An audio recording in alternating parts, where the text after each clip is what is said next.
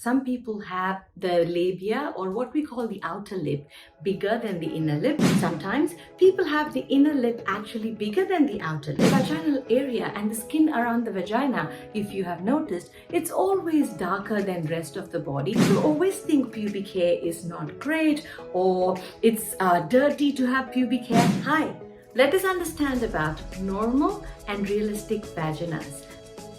When you're looking at a normal vagina, some people have the labia, or what we call the outer lip, bigger than the inner lip, and the inner lip is hidden inside. Sometimes people have the inner lip actually bigger than the outer lip, and the inner lip is hanging outside. Either or, they are all normal. And the vaginal area and the skin around the vagina, if you have noticed, it's always darker than rest of the body. Does that mean something is wrong with it?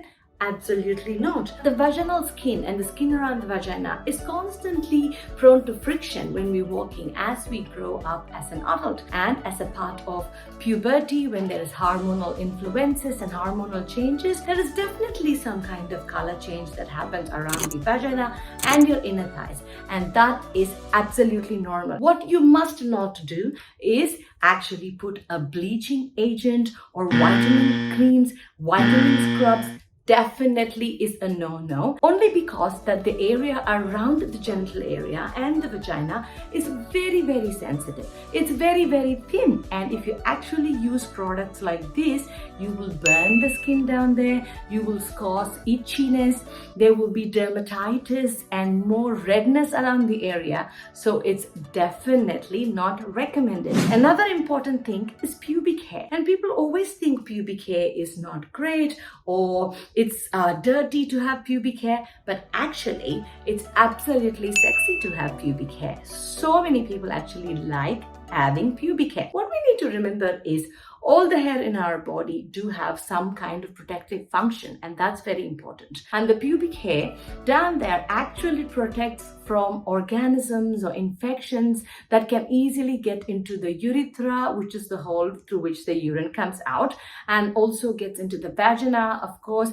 And this hair that covers the place actually protects it. It also gives it some kind of moisture, and it also keeps it a little bit from drying out. And this is all very, very important function. So it's okay to have hair around there, and it is absolutely normal. But if you are someone who hates the hair down there, you really don't like it, there are several ways in which you can actually remove and get rid of your pubic hair. I would definitely recommend to go for clipping, like use a clipper and go as short as you can, but you're not actually shaving it off completely. When you shave the pubic hair completely, you tend to have cuts in the pubic skin, which is again not a good idea. And when this hair comes out, it kind of is very pricky and rough. And when this hair comes out through the hair follicles, we do tend to have little infections, small pustules. So I personally will not recommend that you shave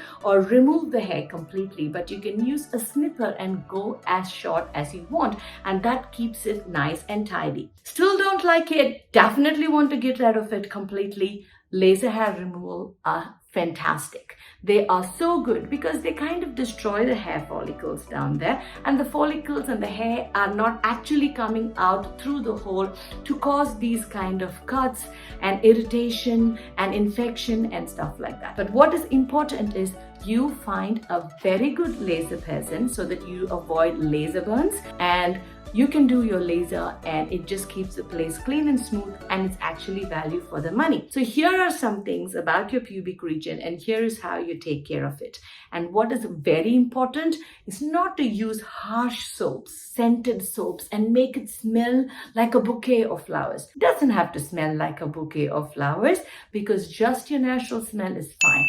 Little bit of water, maybe the froth that you use for your body soap, you can use it on the outside, and that's all you pretty much need to clean your vagina down there, and that is enough. And here I am talking to you about your pits, and I'll come back again to talk about something more interesting. I'll see you all. Bye.